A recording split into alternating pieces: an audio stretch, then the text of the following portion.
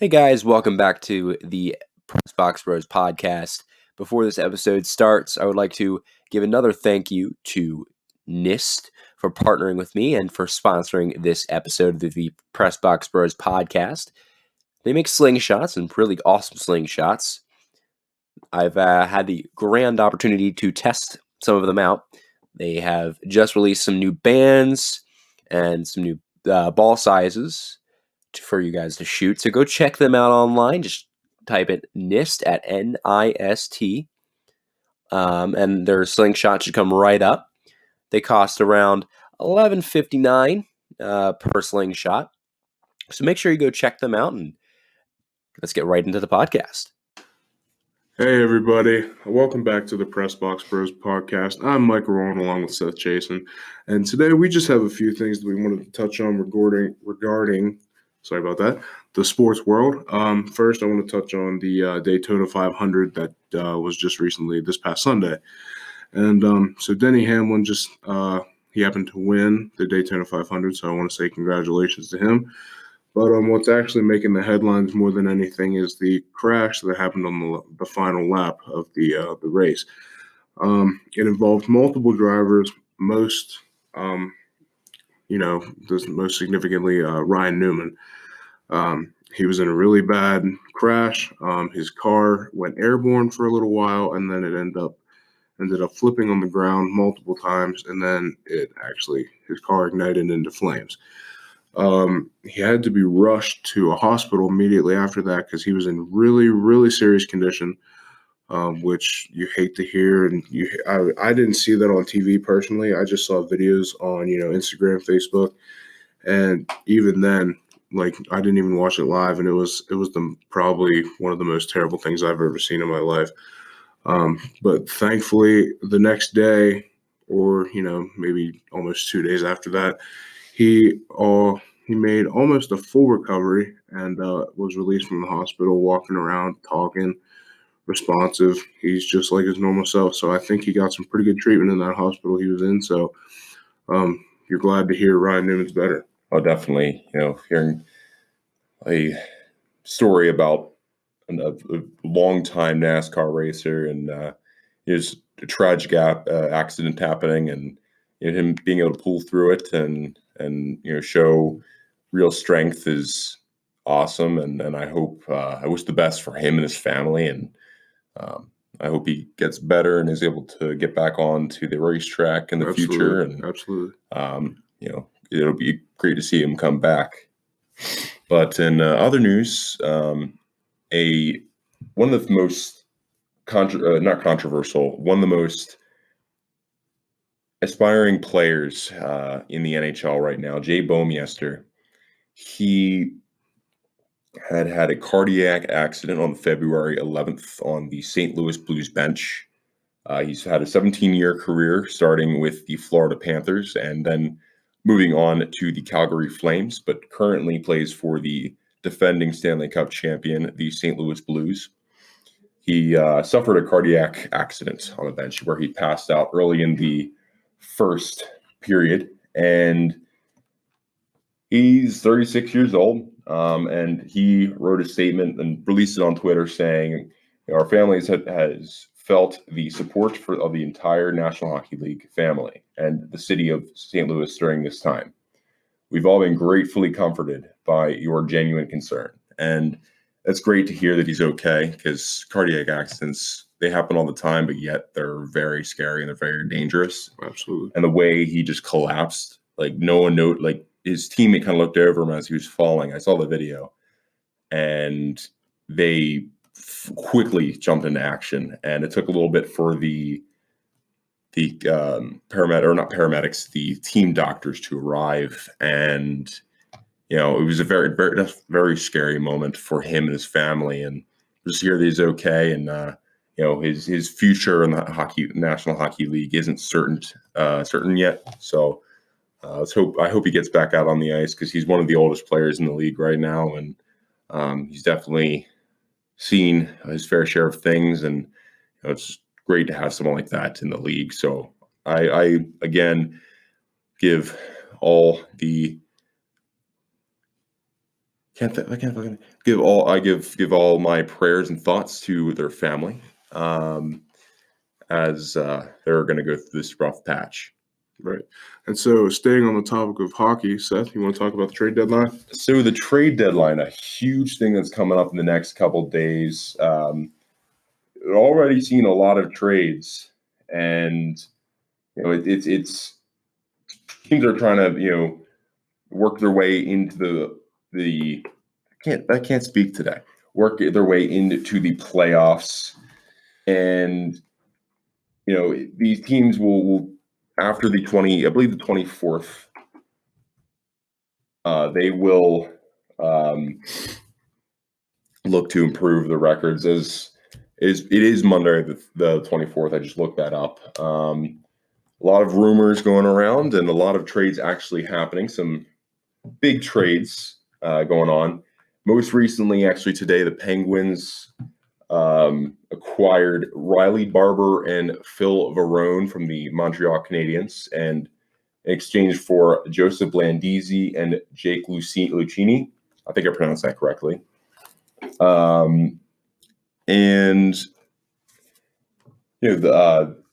Alec Martinez, the guy who scored the OT winner for the LA Kings in 2014 when they won the Cup, got traded to the Vegas Golden Knights for two second round picks. Great player for the Kings, and it's kind of sad to see him be traded, but it'll be good for Vegas to kind of get a boost. They haven't done that as well as they have in their previous 2 seasons, only coming into the league in 2017 and actually going to the Stanley Cup final in their first ever season. And there's a lot of I'm going to get right now to the rumors. I can't think today. It's okay. Happens to all of us. But there's a lot of rumors going around about Joe Thornton, the longtime San Jose Sharks player, as long as with his teammate Patrick Marleau.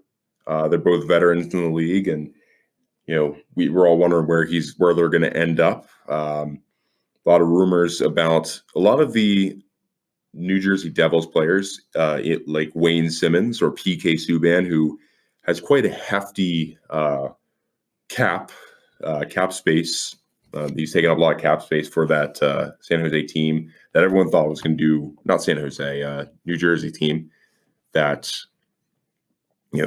they actually acquired him from the trade deadline last year, but it'll be difficult to see in the future where New Jersey will end up, because they had a team that could win it all this the beginning of this year, but things just changed, and it's changed for the worst for that team. They need to definitely make some moves, and the Canucks making some big moves from Vancouver. Tyler Toffoli, also from the Los Angeles Kings, get 2 prospects and a second-round pick in 2020 and a 2022 conditional draft pick. Tampa Bay making some moves, getting sending Nolan Foote rather to the New Jersey Devils for Blake Coleman, which is a big move there. Andy Green, the longtime New Jersey Devil, traded to the New York Islanders, and Andy Green spent his whole career in New Jersey, and it's kind of sad to see him go from there.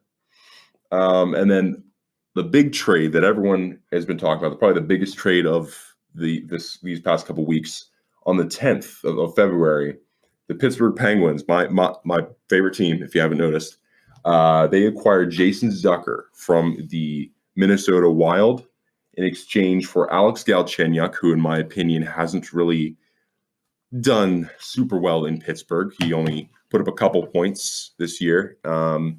And for prospect Kalen Addison, who was drafted by the Penguins back in 2018, I believe, and getting him on the move with a first-round pick in 2020 or 2021, based on what happens with the Penguins in the later half of the season.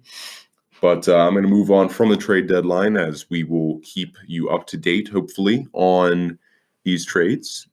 And the big thing that's coming up, one of the coolest things in sports, so on the 22nd, which is going to be Saturday, right? Right. So Saturday will be the 40th anniversary of the Miracle on Ice in 1980. The Team USA team, who is full of all college students ranging from Boston University and Minnesota University of Minnesota, rather, sorry. They took on one of the biggest teams ever in history, one of the best teams in hockey at the time, the Soviet Union, who obviously they were communists at the time, and it was big headbutting between the United States and Soviet Union at the time. That's Cold War, but Cold War time, 1980s, and I like to think that this game, the big 1980 game, was one of the factors in the U.S. getting more momentum, and then them like realizing we can beat the Soviet Union. We're not even in war; they're just protesting us. But we're stronger. We have more heart, and we have more resilience, and it definitely showed as the first time that these two teams met a couple days before the 1980 Olympics in Madison Square Garden, just in New York City, just probably a couple hours away from Lake Placid, which is also in New York. They met at Lake Placid the 22nd of February, 1980. The final score was 4-5 in favor of Team USA. Mike Eruzione, the captain, scoring the game-winning goal. My dad actually got to meet Mike Eruzione at a business meeting one time. No kidding. And it was a very cool moment for the United States. Unfortunately, I wasn't born yet, but I remember my parents telling me about watching it on TV and how it was such a big deal for the United States. And Herb Brooks, would go down as one of the best coaches in history. Unfortunately, passed away in 2004 in a car crash by, I believe, it was a drunk driver. But he passed away just a couple days before the Miracle on Ice movie made by Disney was set to come out. So unfortunately, he didn't get to see this, or see it. It was a good movie, very, very good movie. Might talk about movies. It's one of my favorite movies. We might talk about movies in a future episode of this podcast. And, absolutely. Yeah, but I'd like to move on. Just want to touch on that, how important it is to both me and just a lot of other people. How big this moment was for hockey in general. Right. No, me myself, I'm not the biggest hockey fan there is, but I still enjoy to hear about the Miracle on Ice, because that was a big moment for our country. All odds were stacked up against us at that time, and they even beat the NHL All-Star team. They put a team together of all the best athletes in the NHL, and they got pummeled by the Soviet Union team. And the fact that a team full of college kids beat the best team in the world is just awesome. And it proves, that miracles can happen. And I forgot who said it, but in the famous words of someone, "Do you believe in miracles?" And that was one of the quintessential lines of that time. Right. So you had some other stuff you wanted to talk about? So yeah, I wanted to touch on some things in the sports world now. Just recently, the XFL was just brought back from the grave. It was originally created back in the 90s by Vince McMahon, and it didn't last very long because it was just a complete shit show of everything. It included everything it did on the field. It wasn't a very well put together thing, because it was kind of bum rushed a little bit and last minute. But they recently brought it back because they had over 20 years to figure out what they were going to do with it next. And there's teams out of DC, New York. Now, I'm actually surprised Pittsburgh doesn't have a team. Well, I mean, they have an NFL team. I know they have. Yeah, and they already have a lot of sports. And either the Penguins, Pirates aren't doing well, but they have Penguins, Pirates, and Steelers. Yeah. Probably some of the biggest teams in all of sports. I kind of like to give the Pirates the benefit of the doubt that they'll turn it around at some point, but I always end up disappointed every season when that time rolls around. But the XFL is not your normal football league. It is not. It is very, very different. The rules actually differ a lot from the NFL and college football, stuff like that. I'm going to start with a couple rules here from the XFL website. I'm going to start off with the kickoff rule. And it says here, the kicker from the 30-yard line, the kicker kicks from the 30-yard line and must kick the ball in the air and in play between the opponent's 20-yard line and the end zone. And, so they're making a 10-yard kick. Or did you say? No. From there. There. I was going to say, what? No. They wouldn't make it that. What is the NFL rule? They kick off from the 50? The 35. Oh. And usually, if the kicker has a strong enough leg, they just kick it out of the back of the end zone for a touchback, and that brings the ball to the 25. Yeah. But you have to keep the ball in play here. There has to be a return. And so the coverage team lines up on the return side, 35-yard line, and the return team lines up on the 30-yard line. Okay, yeah. Each team must have exactly 3 players outside the hash marks on both sides of the ball and cannot move until the ball is caught by the returner. So that's honestly, if you were an NFL fan, you didn't hear about this until now, you'd probably be just as confused. It's so bizarre, but I mean, it's really fun to watch. And so when it comes to kicks out of bounds kicks and kicks that fall short of the 20-yard line will result in an illegal procedure penalty, taking the ball all the way out to the kicking team's 45-yard line. Oh, wow. So if the kick goes out of bounds, instead of, returning it maybe 20, 30 yards, you have it on their side of the field. Oh, wow. That's yeah, that would be a major advantage. Oh, yeah. So the kicker's got to be very sure to keep their kicks precise and in play. Oh, yeah. Most importantly. It also adds for more skill in the game, too. Right. Usually you see kickers nowadays fucking missing 27 yards. Yeah. Blair Walsh. I'm sorry. I wasn't going to mention any names. He was an old Vikings kicker a couple years ago who missed a 27-yard field goal against the Seahawks to send. I probably could even make that. Yeah. It was very cold. Oh, okay. So, now me being a former kicker in high school, I understand the struggle of weather when it comes to kicking the football because you're cold, the ball's cold, the ball gets hard, and when it hits your foot, it hurts like hell. And so there's always that factor. But back to the XFL, it says here, players can move when the ball is touched by the returner or 3 seconds after the ball touches the ground when the official waves his hand down. So that's like a gesture to signal when the ball touches the ground. It says here, if the ball is kicked into the end zone and is down, it is a major touchback.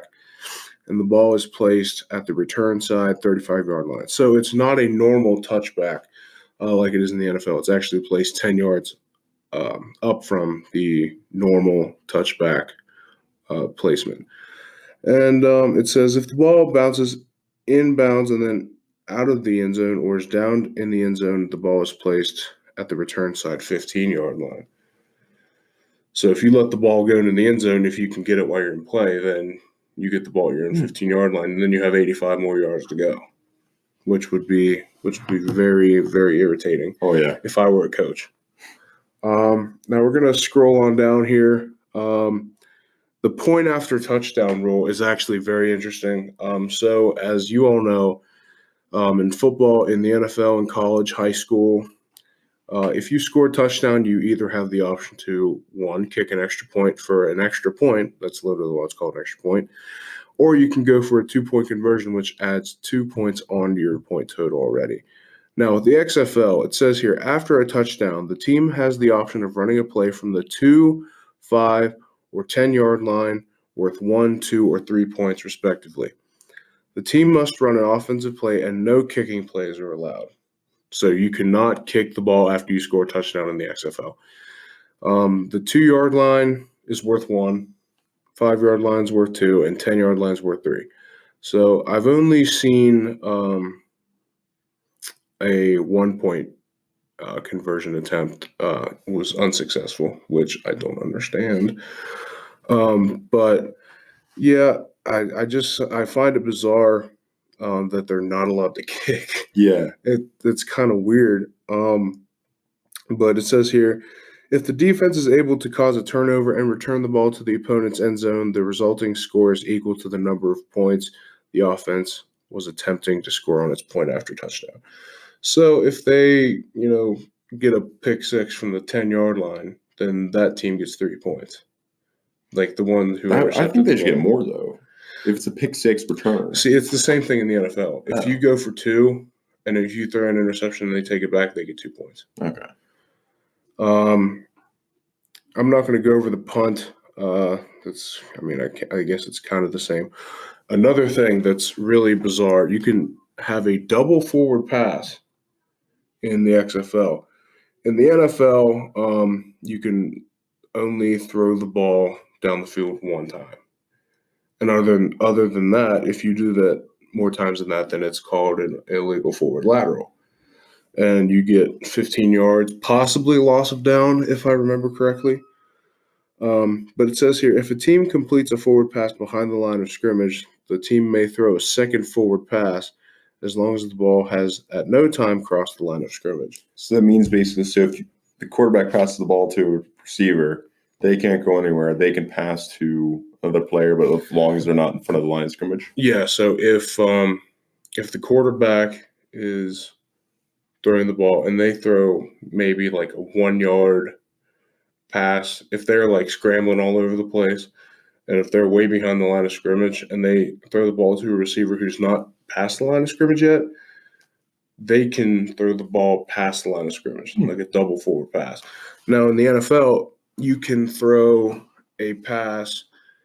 You can do a double pass if you throw a ball backwards, because that's considered a lateral, like it's not a forward pass. It says here, once the ball has passed the line of scrimmage, no forward passes are permitted. Obviously, what the hell? Overtime. This is a big one. Overtime in the XFL consists of 5 rounds, staged in alternating single-play possessions, as is customary in NHL shootouts or MLS penalty kicks. A round will consist of one offensive player per team. Each possession starts at the opponent's 5-yard line, and the offensive team has one play to score. The team with more points after 5 rounds is the winner. Now, that's cool. Yeah. That's cool. There are some things that the XFL has brought back that I think is really interesting. And after every scoring play, they interview someone on the sidelines. Really? Whether it's a player or coach. They interviewed this one linebacker. He actually dropped an F-bomb on live TV. I'm assuming he got in a lot of trouble for that? No. Really? They really don't care. The XFL is the XFL. The XFL is the NFL on steroids. The NFL has all these rules and it's like you can't say this or that on live television, but the XFL just doesn't care. And the commissioner of the XFL is actually the father of former Colts quarterback and Stanford quarterback Andrew Luck. His dad is Oliver Luck. He is the commissioner of the XFL. And I find that very cool. Do you think Andrew's going to go to the XFL? Because didn't he retire? Yes, he retired before this season started, which was very unexpected. But he had some health issues from past injuries that he just could not really get rid of. And he felt it. He saw it fit to step down from the game. Could he make a return if he if he chooses to, I mean, it's possible, but I highly doubt Andrew's going to come back. I mean, he has enough money now to where his grandkids don't have to work a day in their lives. Yeah. But I mean, as much as I would love to see Andrew Luck go to the XFL, I highly doubt it. I bet his father's probably grilling him. No, honestly, Oliver's he's a good dude. He supported Andrew with his decision to retire. And I mean, Andrew got a lot of backlash from the public eye. Oh, I bet. Because he was only in the NFL. This would have been his 8th or 9th season. Because he was the first pick in the 2012 draft. Damn. But another thing that I've seen from the XFL is the celebrations they have in the locker room, the teams after they win games.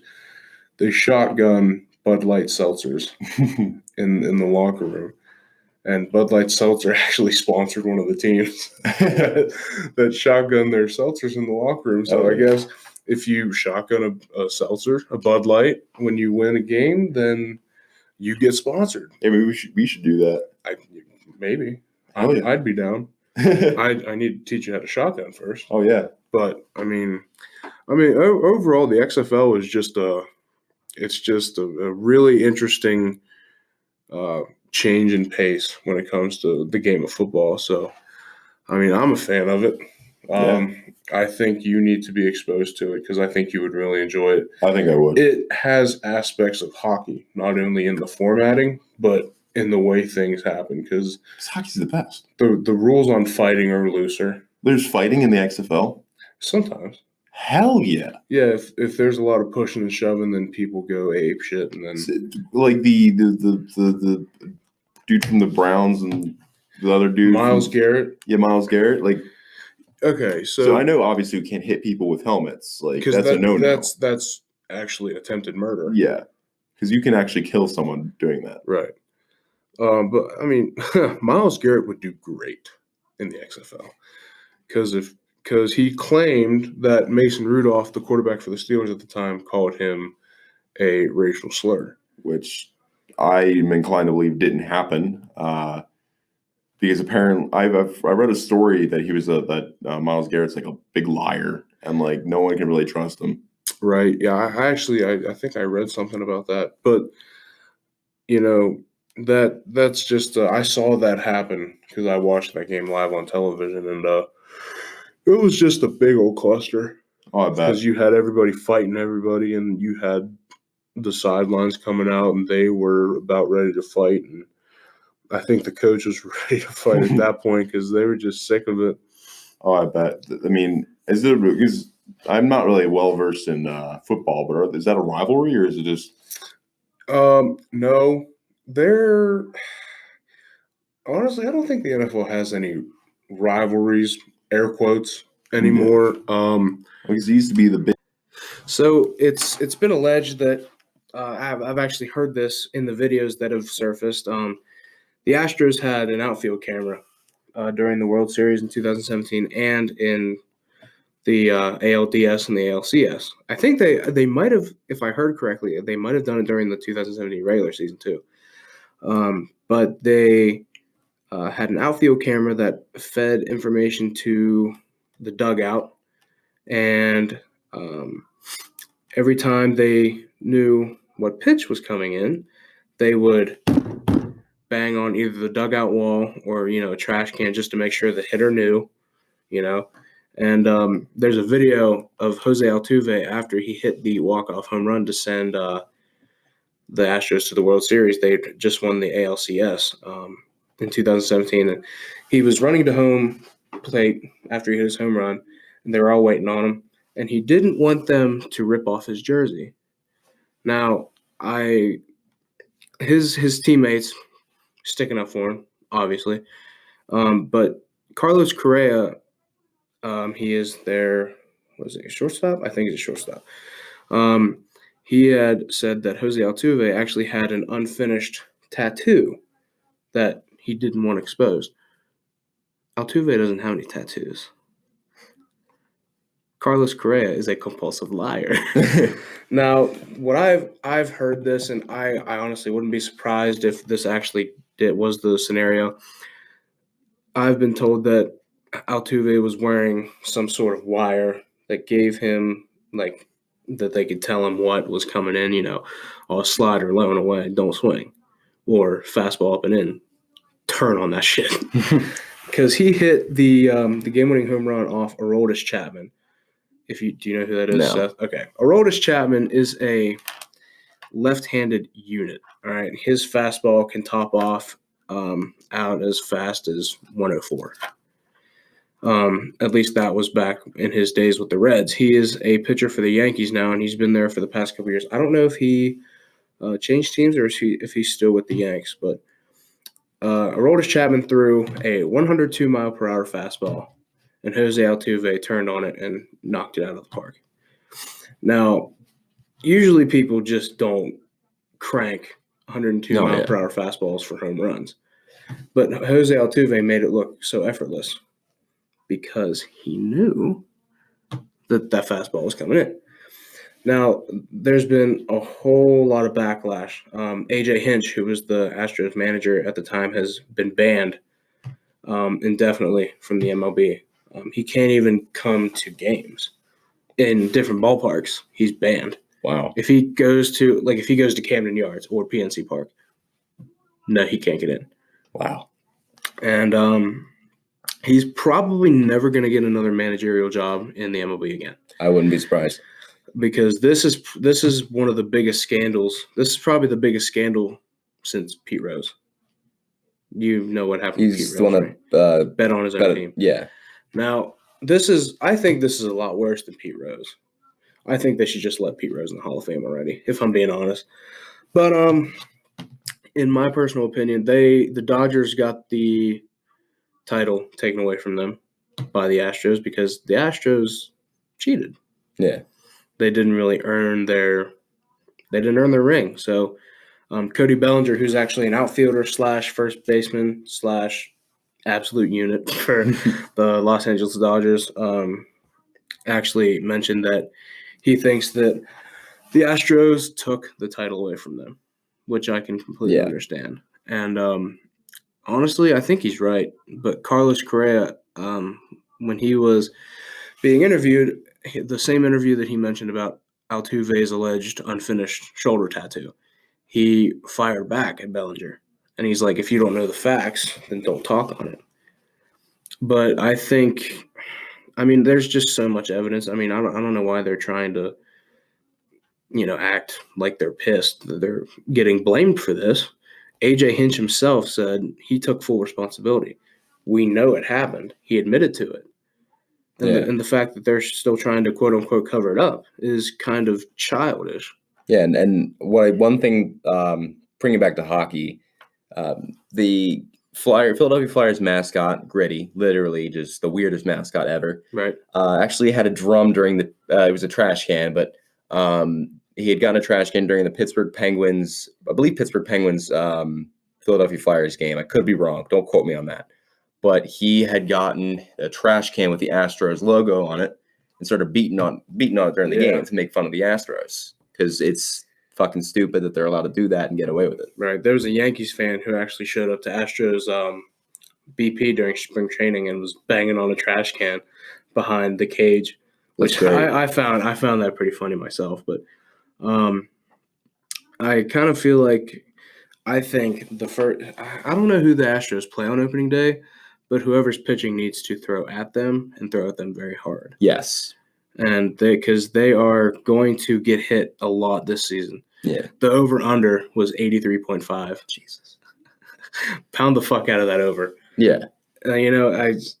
That really upsets me because baseball has always been America's pastime. And you have the guys who took steroids, Barry Bonds, Mark McGwire, Sammy Sosa, guys like that. It happens all the time. Yeah, but that's not as big as stealing a World Series. Yeah, stealing signs to eventually win a World Series. Now that to me is just a new low. Yeah.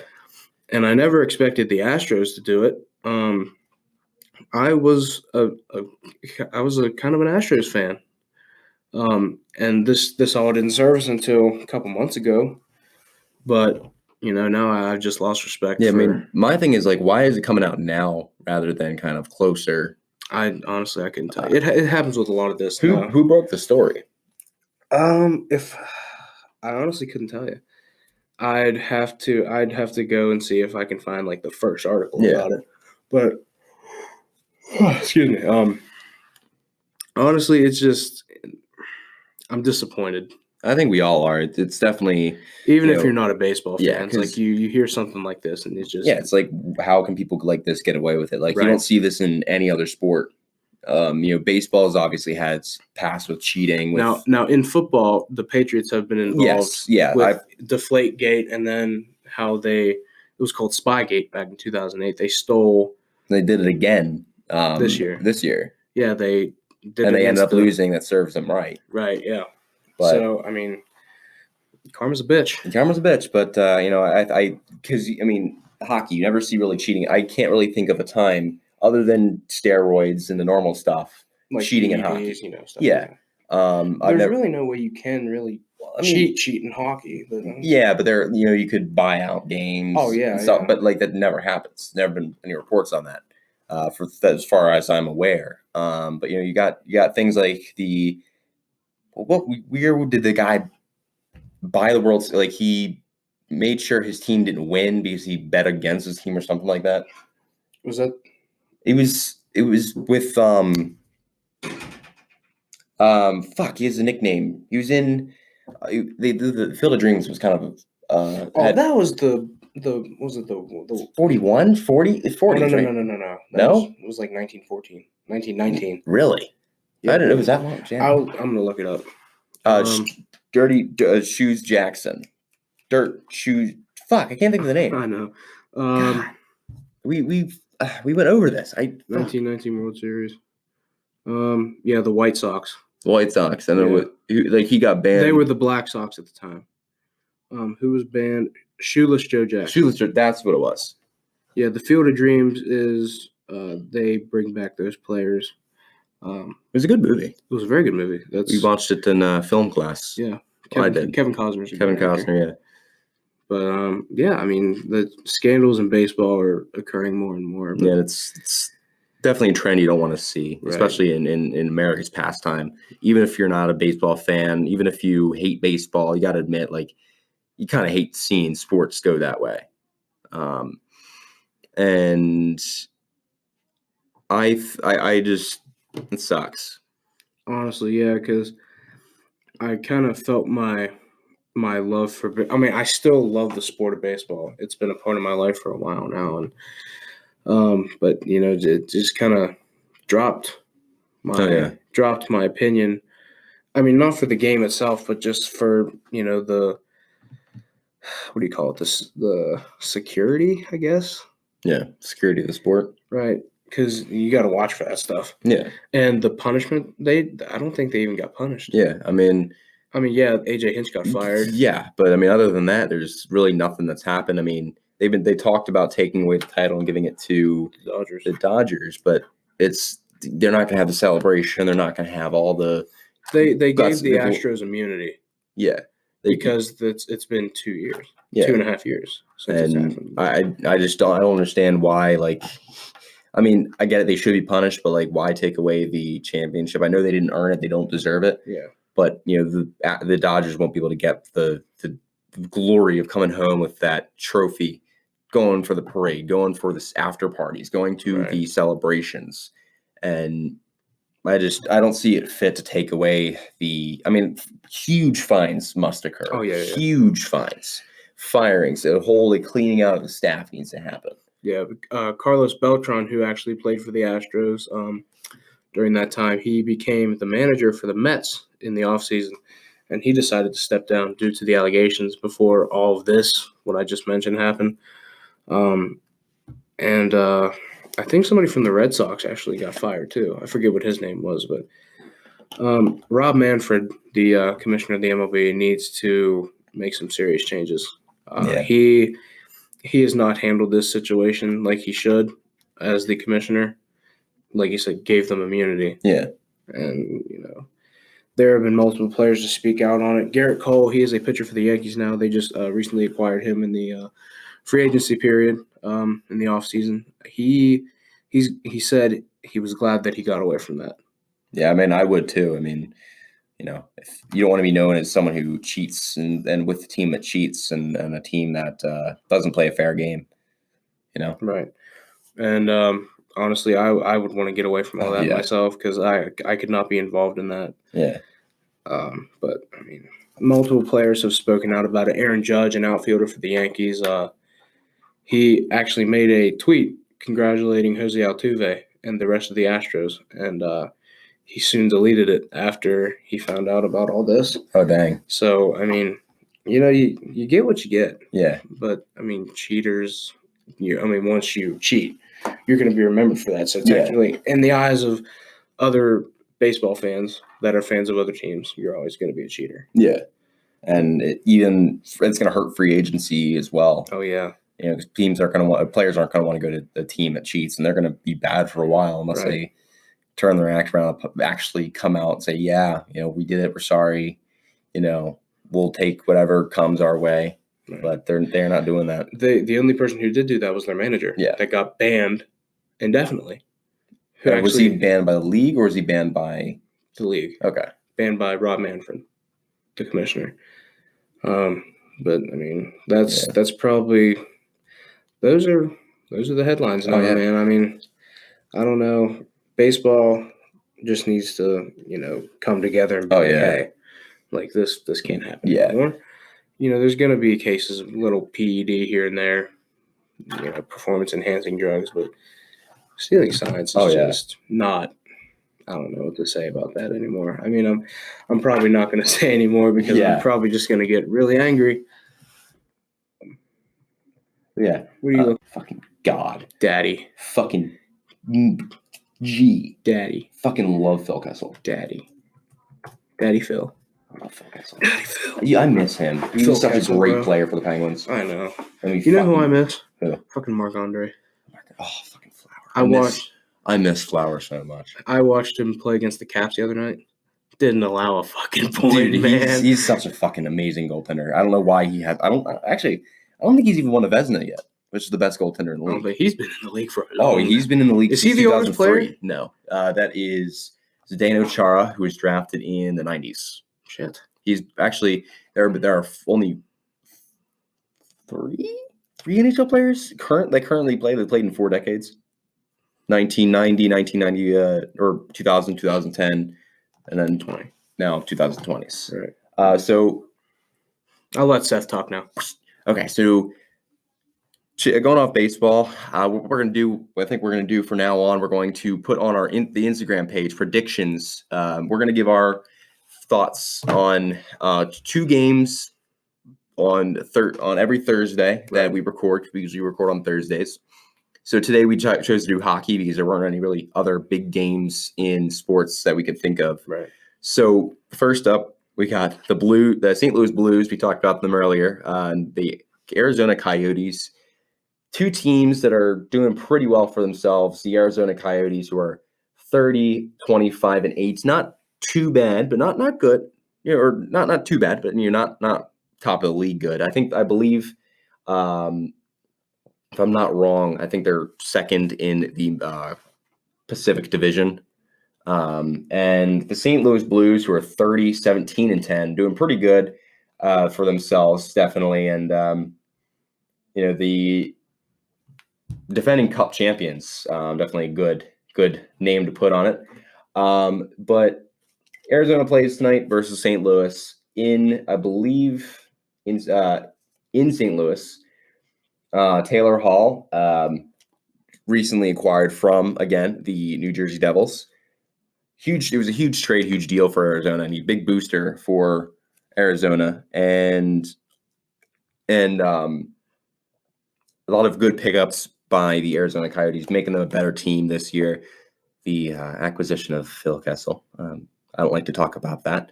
Phil Kessel was a former player of the Pittsburgh Penguins, played, I believe, for 4 teams, including the Arizona Coyotes.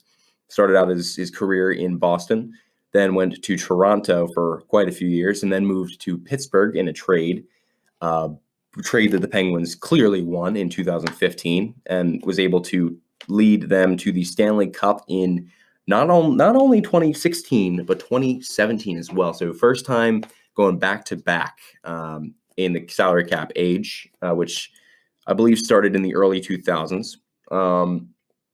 But St. Louis, going on in St. Louis, they're down. They don't have Jay Bouwmeester right now, who's a big part of their team. But the two teams are pretty good, and I think it'll be a good matchup. But in my opinion, I think the Coyotes will win because they've got a stronger team. They've got more depth. They got better scoring avenues than the Coyotes do. What do you think?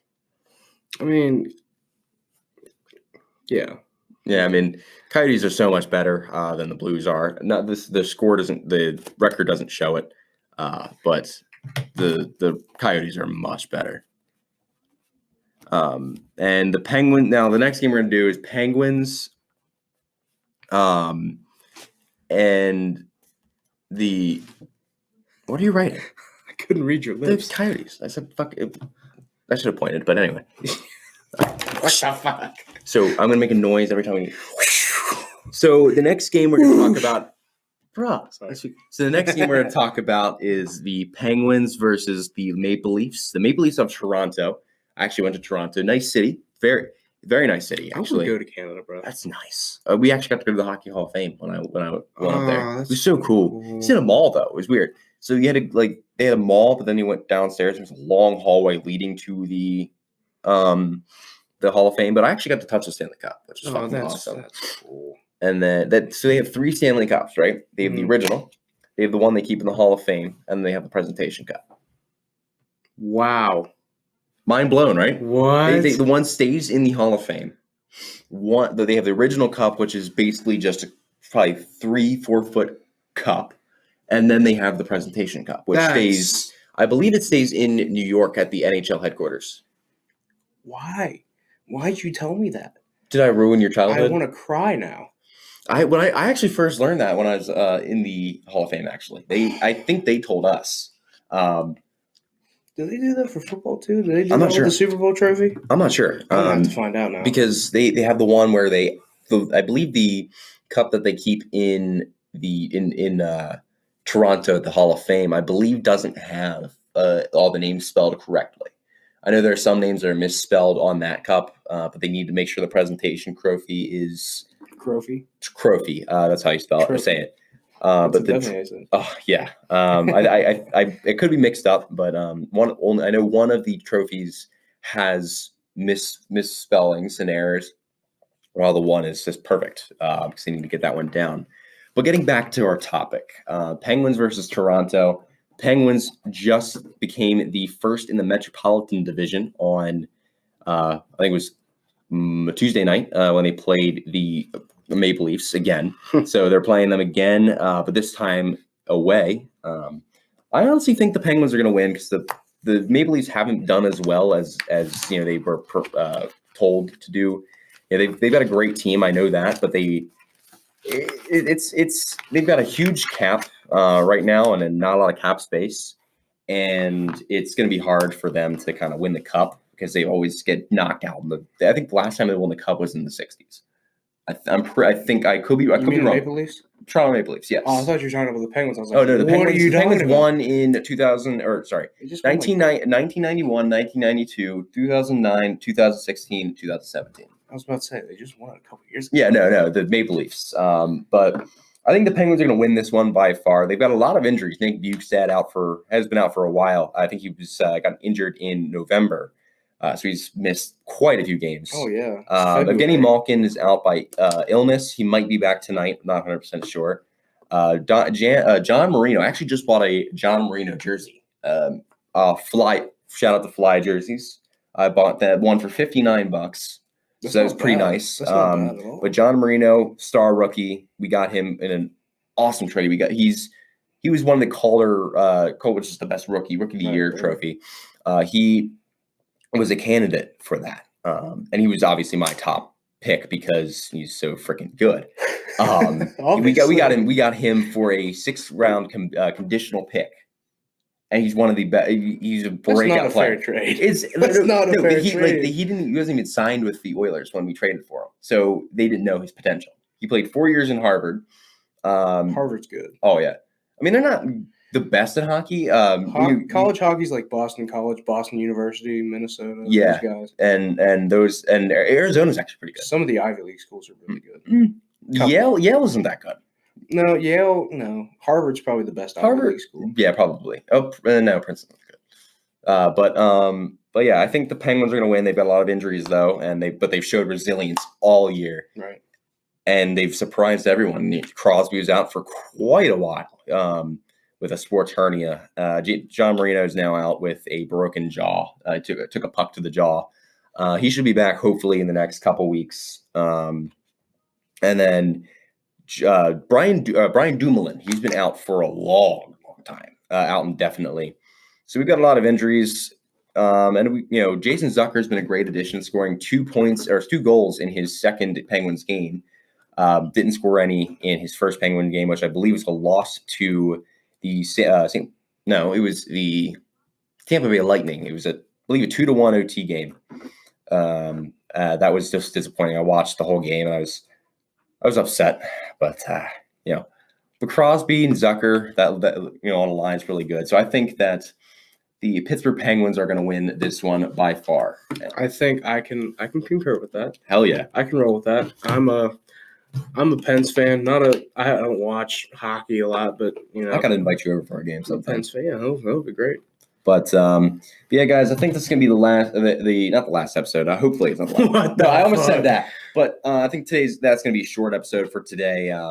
Mike has got some stuff to do. I got some stuff to do, and we just recorded this impromptu. So we literally went into this unprepared. We literally figured out what we were going to talk about like 2 minutes before we were recording, and we took like 3 takes of the first 2 minutes. Yeah, but I think we finished off. Finished off pretty strong. The first half was rough. Yeah, editing is definitely going to have to be done. Oh yeah, but guys, thank you for listening. Remember to send in voice messages. I'm going to send that out on my Snapchat. Mike is going to put that out on his Snapchat. Right. We're going to put it out on the Instagram page, my personal Instagram, his personal Instagram. So we're going to hear you guys, what you guys got to say. We'll respond to you. Just do a Q&A. Give us some questions that you'd like us to answer. Obviously school appropriate. We don't want to hear what's your favorite type of porn or stuff like that. We don't want to hear that. I can't believe I said that with a straight face. I did. Yeah, I don't know. I don't know how you did that. But we don't want to hear some nasty stuff. Just send us some good questions. Good wholesome questions. No porn shit. No dirty stuff. Yeah, nothing that you wouldn't want your parents to hear. Yes. Well, depending on how loose your. Yeah. Okay. So we don't say things you won't want your grandmother to hear. Yeah. Okay? Grandma's a whole different ballgame. So with that, guys, we're gonna leave you. Yep. I'm Seth Jason, and I'm Micah Rowland, and you'll hear us. You'll hear us. Yep. In the next episode of the Press Box Bros podcast. Yes, sir. Thank you all for listening. Once again, there we go. Thank you all for listening. Yep.